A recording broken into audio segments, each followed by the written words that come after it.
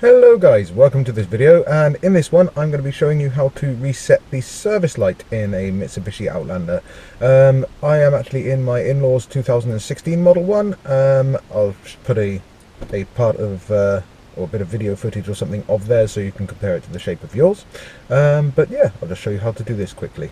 Right, so what we're going to do is press this button on the right hand side.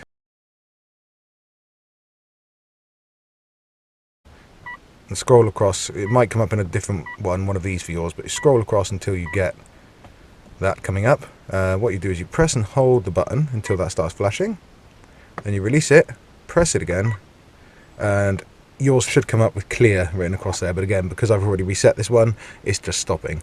But that's how you do it there. There we are. So I hope that's helped some of you guys out. If it has, then let us know by hitting a like and a subscribe below this one here, and yeah, share, comment, all that lovely stuff which helps us out. Thanks for your support, and I'll catch you in the next video.